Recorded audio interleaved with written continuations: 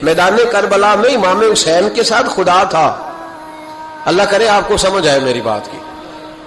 میدان کربلا میں تلواریں یزیدیوں کے ساتھ تھی، حکومت ان کے ساتھ تھی، سارا کچھ ان کے ساتھ تھا، پر رب امام حسین کے ساتھ تھا. اس لیے کہ اللہ کہتا ہے ان اللہ مع الصابرین، میں صبر کرنے والوں کے ساتھ. اللہ امام حسین کے ساتھ تھا، لیکن بظاہر نتیجہ شہادت میں نکلا. وہ ہمارے یہاں نا کچھ بیچارے دوست ہیں جو ہر وقت فرقہ واریت کو ہوا دیتے ہیں، خرابی کرتے ہیں، امت میں تفریق پیدا کرتے ہیں.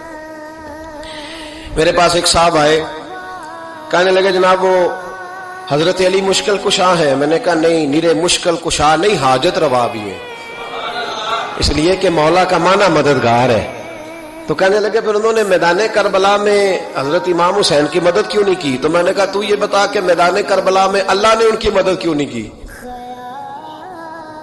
اللہ نے کیوں نہیں مدد کی؟ اس سوال کا جواب دے. چپ کر گیا. وہ یہاں حضرت سلطان بہو رحمت اللہ علیہ کے عرس پہ نا لوگ گاڑیوں میں جاتے ہیں. چلیں ہمیں بھی بعض طریقوں سے اختلاف ہے، لیکن جو اہل اللہ کی عقیدت میں جاتے ہیں وہ بڑے بہترین لوگ ہیں.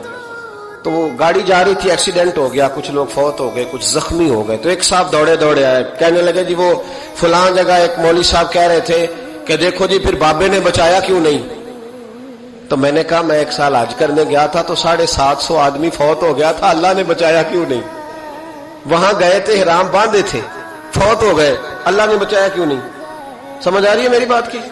کیوں لوگ ایسی کمزور باتیں کرتے ہیں؟ بابا جی نے بچایا کیوں نہیں؟ او خدا کے بندے یاد رکھو اور سمجھو، میرے نبی پاک علیہ السلام نے فرمایا جو حج عمرے کے رستے میں فوت ہو جائے روزانہ اس کے لیے حج اور عمرے کا ثواب لکھا جائے گا.